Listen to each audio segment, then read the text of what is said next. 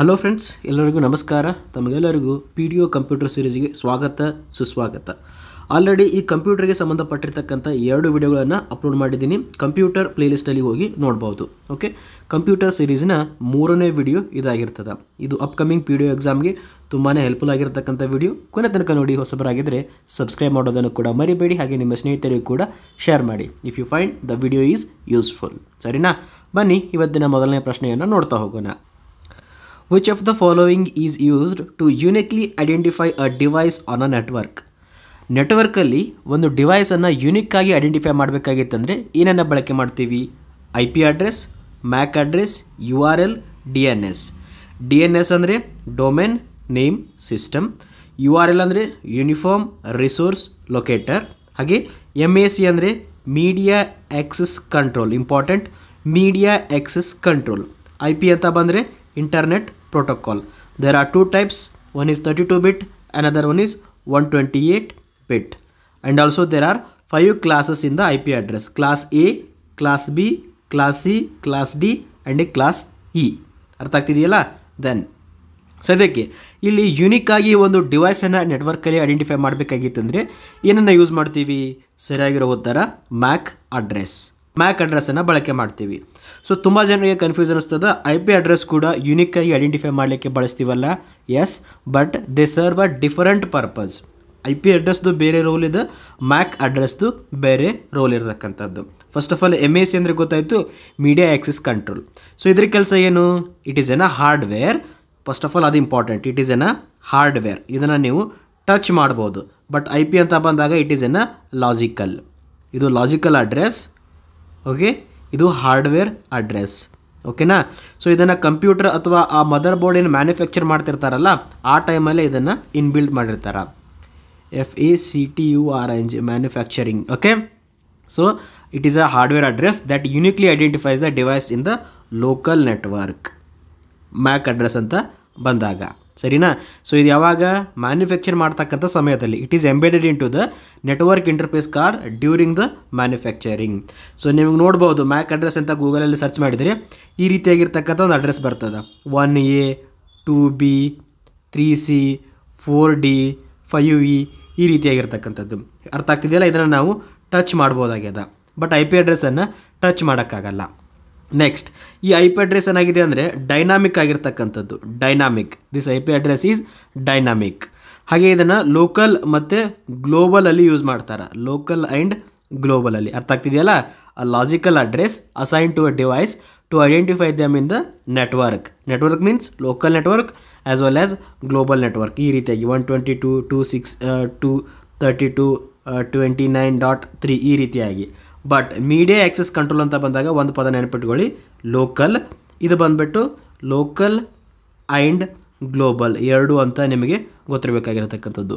ಎರಡು different ಪರ್ಪಸನ್ನು serve ಮಾಡ್ತಾವೆ. Media access layer OSI ಮಾಡಲಲ್ಲಿ ಎಲ್ಲಿ ಬರ್ತದೆ? It comes in the second layer. ನಮ್ಮ ಡೇಟಾ ಲಿಂಕ್ ಲೇಯರ್ ಏನಿದೆಯಲ್ಲ ಅಲ್ಲಿ ಬರ್ತದೆ. ಇದು ಡೇಟಾ ಲಿಂಕ್ ಲೇಯರಲ್ಲಿ ಈ ಮ್ಯಾಕ್ ಅಡ್ರೆಸ್ಸನ್ನು ಬಳಕೆ ಮಾಡ್ತೀವಿ. IP ಅಡ್ರೆಸ್ ಅಂತ ಬಂದಾಗ ಆಬ್ವಿಯಸ್ಲಿ ಇದು ನೆಟ್ವರ್ಕ್ ಲೇಯರಲ್ಲಿ ಬರ್ತದೆ. ಎಕ್ಸಾಮಲ್ಲಿ ಇದನ್ನು ಕೂಡ ಕೇಳ್ಬೋದು. IP ಅಡ್ರೆಸ್ ಯಾವ ಲೇಯರಲ್ಲಿ ಬರ್ತದಪ್ಪ ಗೊತ್ತಿರಲಿ. ಇದು ಬಂದುಬಿಟ್ಟು ನೆಟ್ವರ್ಕ್ ಲೇಯರಲ್ಲಿ. ಮ್ಯಾಕ್ ಅಡ್ರೆಸ್ ಅಂತ ಬಂದರೆ ಇದು ಡೇಟಾ ಲಿಂಕ್ ಲೇಯರಲ್ಲಿ. Used for the communication within a local network. Layer 2 of the OSI model. Layer 2 of the OSI model. Next, ಈ ಮ್ಯಾಕ್ ಅಡ್ರೆಸ್ ಏನಿದೆಲ್ಲ ಇದು ಪರ್ಮನೆಂಟ್. ಯಾವುದೇ ರೀತಿಯಾಗಿರ್ತಕ್ಕಂಥ ಬದಲಾವಣೆ ಆಗೋದಿಲ್ಲ. Local to the network. It does not change regardless of where the device is connected. But IP address ಹಂಗಲ್ಲ, ಅದು change ಆಗ್ತಾ ಹೋಗ್ತದೆ. That is dynamic. Global can change based on the network device is connected to. ಅರ್ಥ ಆಗ್ತಿದೆಯಲ್ಲ? So ಇದು main important ಆಗಿರ್ತಕ್ಕಂಥದ್ದು. ಸದ್ಯಕ್ಕೆ ಈ ಪ್ರಶ್ನೆಗೆ ಸರಿ ಉತ್ತರ option 1 MAC address. Next, which process is responsible for converting the high level programming language into machine code? Machine ಏನನ್ನು ಅರ್ಥ ಮಾಡ್ಕೋತದ? 0 ಮತ್ತು 1 ಅನ್ನು ಮಾತ್ರ ಅರ್ಥ ಮಾಡ್ಕೋತದ. ಸರಿನಾ? ಸೊ ನಾವು ಬರೀತಕ್ಕಂಥದ್ದು ಕೋಡು ಫಾರ್ ಎಕ್ಸಾಂಪಲ್ ಪೈಥಾನಲ್ಲಿ ಬರಿಬೋದು, ಅಥವಾ ಜಾವಾನಲ್ಲಿ ಬರಿಬೋದು, ಸಿನಲ್ಲಿ ಬರಿಬೋದು, C++ ಅಲ್ಲಿ ಬರಿಬೋದು, C# ಅಲ್ಲಿ ಬರಿಬೋದು. ಅರ್ಥ ಆಗ್ತಿದೆಯಲ್ಲ? ಇದು ನಾವು ಬರೀತಕ್ಕಂಥ language. That is high level language. ಈ ಹೈ ಲೆವೆಲ್ ಲ್ಯಾಂಗ್ವೇಜನ್ನು ಈ 0 to 1ಗೆ ಕನ್ವರ್ಟ್ ಮಾಡೋದಕ್ಕೆ ಏನಂತ ಕರೀತಾರೆ? Compiler, assembler, interpreter and linker. Very important. ಇದರ ಮೇಲೆ ರಿಪೀಟೆಡ್ ಆಗಿ ಪ್ರಶ್ನೆಗಳು ಬರ್ತಾ ಇರ್ತವೆ. So I will put star mark for this question. Okay, first interpreter ಅಂದರೆ ಏನು ಅರ್ಥ ಮಾಡ್ತಾ ಹೋಗೋಣ. What is interpreter? It translate the high level source code into a machine code line by line. Line by line change ಆಗ್ತಾ ಇತ್ತಂದರೆ ಅದನ್ನು ನಾವು interpreter ಅಂತ ಕರಿತೀವಿ, ಲೈನ್ ಬೈ ಲೈನ್ ಅಂತ ಬಂದಾಗ. Next ಇಲ್ಲೇನದ assembler. ಅಸೆಂಬ್ಲರ್ ಅಂದರೆ ಏನು? It converts low level assembly language into machine code. Okay, next what is compiler? A compiler is a program that translate entire high level language into the machine code. Okay, but at once ಇದಾಗ್ತಕ್ಕಂಥದ್ದು at once. ಅದೆಷ್ಟೇ ದೊಡ್ಡ code ಇರಲಿ high level ಲ್ಯಾಂಗ್ವೇಜಲ್ಲಿ ಅದನ್ನು at a time convert ಮಾಡ್ತಕ್ಕಂಥ capability ಕಂಪೈಲರ್ಗದ. Interpreter ಅಂತ ಬಂದಾಗ line by line ಅಂತಕ್ಕಂಥ word use ಆಗ್ತದೆ. Assembler ಅಂತ ಬಂದಾಗ ಲೋ ಲ್ಯಾಂಗ್ವೇಜ್ ಇದ್ದದನ್ನು ಮಷಿನ್ ಲ್ಯಾಂಗ್ವೇಜ್ಗೆ ಕನ್ವರ್ಟ್ ಮಾಡ್ತಕ್ಕಂಥ ಕೆಲಸ ಇಂಟರ್ಪ್ರಿಟರ್ ಮಾಡ್ತದೆ. ನೆಕ್ಸ್ಟ್ ಕೊನೆಯದಾಗಿ ಉಳಿದಿರೋದು ಯಾವುದು? ಲಿಂಕರ್. What is linker? ಅದನ್ನು ಕೂಡ ನಿಮಗೆ ಎಕ್ಸಾಮಲ್ಲಿ ಕೇಳ್ಬೋದು, ವಾಟ್ ಈಸ್ ಲಿಂಕರ್ ಅಂತ ಹೇಳಿ. Let me right the answer for that.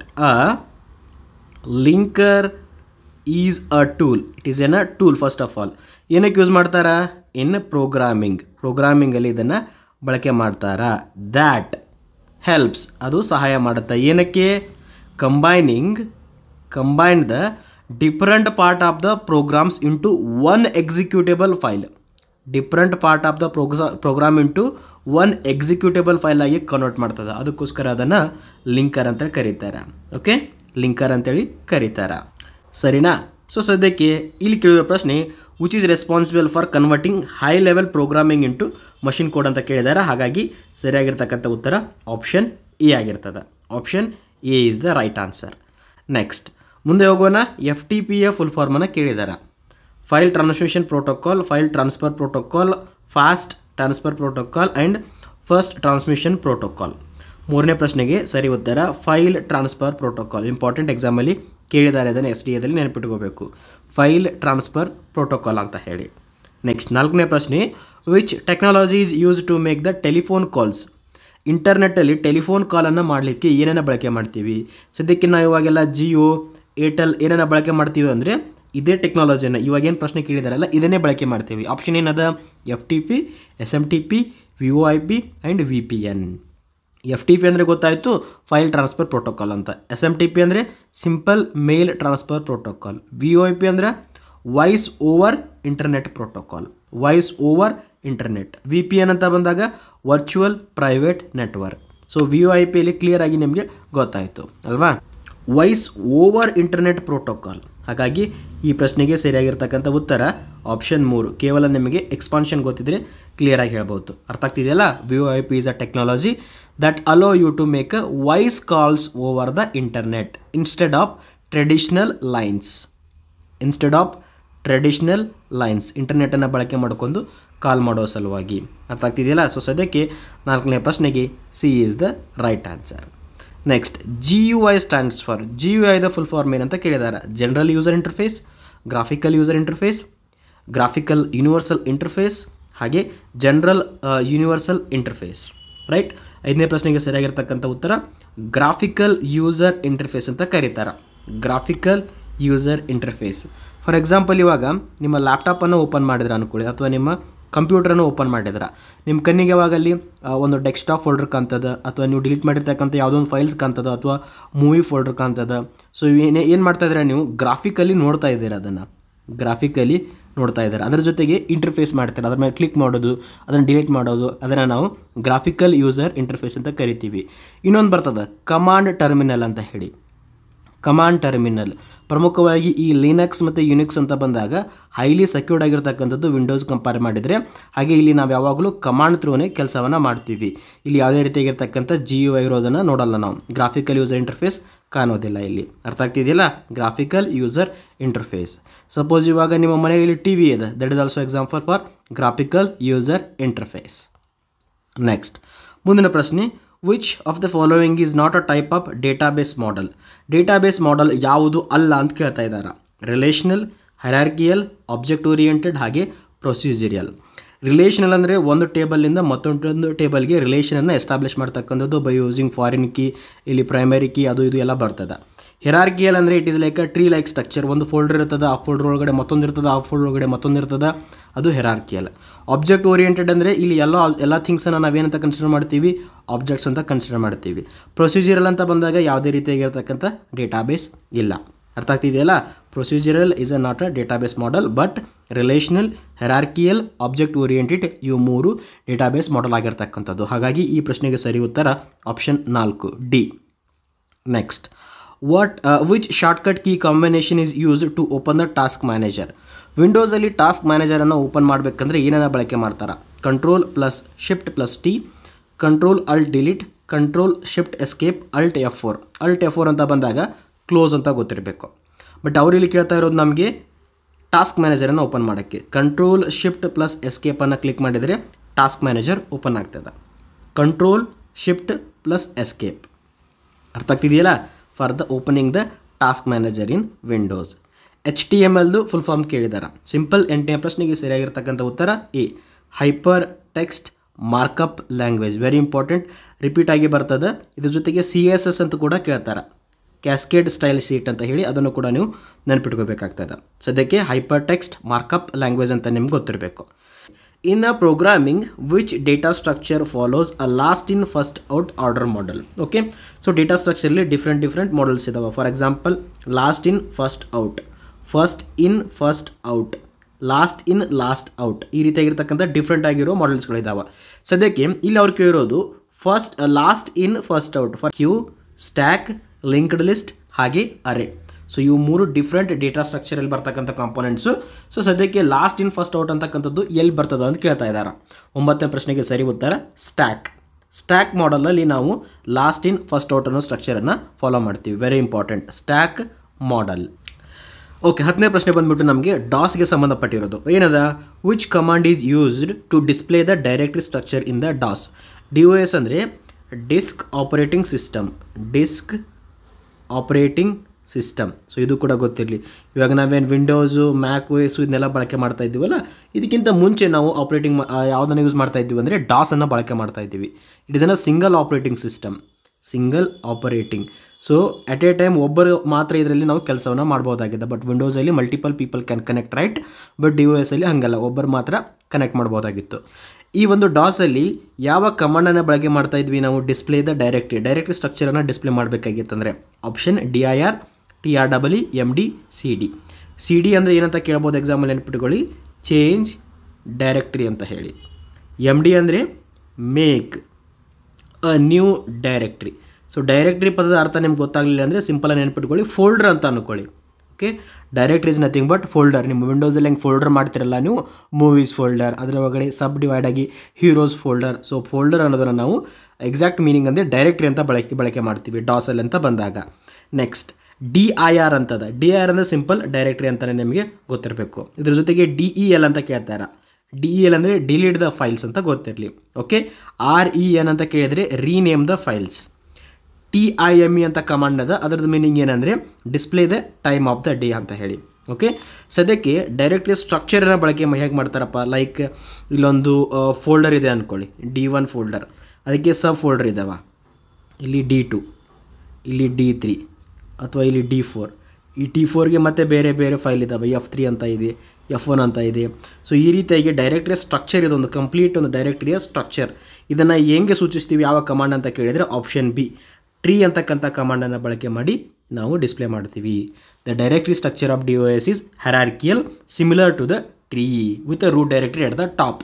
ಈ D1 ಅನ್ನು ಏನಂತ ಕರಿತೀವಿ ಅಂದರೆ ಇವಾಗ ರೂಟ್ ಡೈರೆಕ್ಟ್ರಿ ಅಂತ ಕರಿತೀವಿ. ಇದ್ರ ಒಳಗಡೆನೇ ಇವೆಲ್ಲ ಬರ್ತಾ ಇದ್ದಾವೆ, D1 ಒಳಗಡೆ ಇವೆಲ್ಲ ಬರ್ತಾ ಇದ್ದಾವೆ, ರೈಟ್? ಅದಕ್ಕೆ D1 ಅನ್ನು ನಾವು ರೂಟ್ ಡೈರೆಕ್ಟ್ರಿ ಅದನ್ನು ಹೆಂಗೆ ರೀಪ್ರೆಸೆಂಟ್ ಮಾಡ್ತೀವಿ? ಟ್ರೀ ಅನ್ನೋ ಕಮಾಂಡಿಂದ ರೀಪ್ರೆಸೆಂಟ್ ಮಾಡ್ತೀವಿ. ಹೋಪ್ ನಿಮಗೆ ಕ್ಲಿಯರ್ ಆಗಿದೆ ಅಂತ ಅನ್ಕೊತೀನಿ. ನೆಕ್ಸ್ಟ್ ಮುಂದಿನ ಪ್ರಶ್ನೆ, what is the maximum value for a byte in a binary? Highest value ಯಾವ್ದು ಕೊಡ್ತದೆ ಇಲ್ಲಿ? ಎಲ್ಲವೂ ಒಂದಿರೋದು ಅಥವಾ 100 ಈ ರೀತಿಯಾಗಿ, 110 110 ಈ ರೀತಿಯಾಗಿ. ಸೊ ಎಲ್ಲ ವ್ಯಾಲ್ಯೂ ಇವುಗಳ ನೋಡಿದಾಗ ಹೈಯೆಸ್ಟ್ ಆಗಿ ಬರೋದು ಎಲ್ಲಪ್ಪ ಅಂತಂದರೆ ಯೂಶ್ವಲಿ 0 ಅಂದರೆ ನಮಗೆ ನೋ ವ್ಯಾಲ್ಯೂ ಅಂತ ಗೊತ್ತು, 1 ಅಂತ ಬಂದರೆ ಹೈಯೆಸ್ಟ್ ವ್ಯಾಲ್ಯೂ. ಓಕೆ, ಅದನ್ನು ನಾವು ಕನ್ಸಿಡರ್ ಮಾಡಬೇಕಾಗ್ತದೆ. ಈ ಕೊಟ್ಟಿರ್ತಕ್ಕಂಥ ಆಪ್ಷನನ್ನು ನೋಡಿದಾಗ ಇಲ್ಲಿ ಕೊಟ್ಟಿರೋ ವ್ಯಾಲ್ಯೂ ಎಲ್ಲವೂ ಒಂದದ, ಹಾಗಾಗಿ ಡೆಫಿನೆಟ್ಲಿ ಇದೇ ಮ್ಯಾಕ್ಸಿಮಮ್ ವ್ಯಾಲ್ಯೂ ಆಗಿರ್ತಕ್ಕಂಥದ್ದು. ಸಪೋಸ್ ಎಲ್ಲವೂ 0 0 0 ಇತ್ತಂದರೆ 8 ಬಿಟ್ಟು ಕೂಡ ಅವಾಗ ಅದು ಮಿನಿಮಮ್ ವ್ಯಾಲ್ಯೂ ಆಗ್ತದೆ. ಹಾಗೆ ಎಲ್ಲವೂ 1 ಬಂದರೆ ಅದು ಮ್ಯಾಕ್ಸಿಮಮ್ ವ್ಯಾಲ್ಯೂ ಆಗ್ತದೆ. ಸಪೋಸ್ ಅಲ್ಲಿ ಮಿಕ್ಸ್ ಲೈಕ್ ಈ ರೀತಿಯಾಗಿರ್ತಕ್ಕಂಥ ಕಾಂಬಿನೇಷನ್ ಕೊಟ್ಟಿದ್ರೆ ಅನ್ಕೊಳ್ಳಿ 0 1 1 0 ಈ ರೀತಿಯಾಗಿರ್ತಕ್ಕಂಥದ್ದು, ಅವಾಗ ಹಿಂಗೆ ಅಪ್ಲೈ ಮಾಡಬೇಕು 2:0 2:1 2:2 2:3 2:4 ಹಾಗೆ 2:5 ಇವುಗಳ ಘಾತಾಂಕವನ್ನು ಕ್ಯಾಲ್ಕುಲೇಟ್ ಮಾಡ್ಕೊಂಡ್ಬಿಟ್ಟು ಎಲ್ಲವನ್ನು ಕೂಡ ನೀವು ಸಮ್ ಮಾಡಬೇಕು, ಕೂಡಿಸ್ಬೇಕು. ಓಕೆ, ಅವಾಗೇನು ವ್ಯಾಲ್ಯೂ ಬರ್ತದಲ್ಲ ಅದರ ಮುಖಾಂತರವಾಗಿ ಯಾವುದು ಮ್ಯಾಕ್ಸಿಮಮ್ ಯಾವುದು ಮಿನಿಮಮ್ ಅಂತ ಹೇಳ್ಬೋದು. ಬಟ್ ಸದ್ಯಕ್ಕೆ ಅವ್ರು ಕೊಟ್ಟಿರೋ ಪ್ರಶ್ನೆಯಲ್ಲಿ ಅಂಥ ಡಿಫಿಕಲ್ಟಿ ಏನಿಲ್ಲ, ಯಾಕಂದರೆ ಎಲ್ಲವೂ ಒಂದದ, ಎಲ್ಲವೂ ಒಂದಂದರೆ ಕ್ಲಿಯರ್ಲಿ ಗೊತ್ತಾಗ್ತದೆ that is the highest value ಅಂತ ಹೇಳಿಬಿಟ್ಟು. ರೈಟ್, 2:2 ಅಂದರೆ 4, 2:3 ಅಂದರೆ 8, 2:4 ಅಂದರೆ 16, 2:5 ಅಂದರೆ 32 ಈ ರೀತಿಯಾಗಿ ಎಲ್ಲ ವ್ಯಾಲ್ಯೂವನ್ನು ಕೂಡಿಸ್ಕೊಂಡು ನಾವು ಫೈಂಡ್ ಮಾಡಬೇಕಾಗ್ತದೆ. 0 ಇತ್ತಂದರೆ ಅಲ್ಲಿ ಯಾವುದನ್ನು ಕೂಡಿಸ್ಕೋಬಾರ್ದು, ಒಂದಿದ್ರೆ ಮಾತ್ರ ನಾವು ಅಲ್ಲಿ ಕೂಡಿಸ್ಕೋಬೇಕು. ಸದ್ಯಕ್ಕೆ 11ನೇ ಪ್ರಶ್ನೆಗೆ ಸರಿ ಉತ್ತರ option 1. Next, which of the following is the best describe the function of proxy server? Proxy server the importance ಏನಂತ ಕೇಳ್ತಾ ಇದ್ದಾರೆ. ಡೇಟಾ ಎನ್ಕ್ರಿಪ್ಷನ್ ಅಲ್ಲ, authentication of the user request, caching the frequently accessed data and backup and storage. Backup and storage ಅದ್ರ ಕೆಲಸ ನಮ್ಮ proxy server ಮಾಡೋದೇ ಇಲ್ಲ, so ಹಾಗಾಗಿ ಅದನ್ನು ನಾವು ಹೇಳೋಕ್ಕಾಗಲ್ಲ. ನೆಕ್ಸ್ಟ್, ಅಥೆಂಟಿಕೇಶನ್ ಬರೋದೇ ಇಲ್ಲ. ಅಥೆಂಟಿಕೇಶನ್ ಅಂತ ಬಂದಾಗ ಫೈರ್ ವಾಲು ಅವೆಲ್ಲ ಮಾಹಿತಿಗಳು ಇಂಪಾರ್ಟೆಂಟ್ ಆಗ್ತದೆ.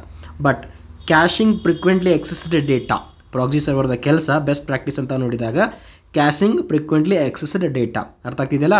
Which of the following is the best describe the functions of proxy server ಅಂದರೆ ಕ್ಯಾಶಿಂಗ್ ಫ್ರೀಕ್ವೆಂಟ್ಲಿ ಎಕ್ಸೆಸ್ಡ್ ಡೇಟಾ.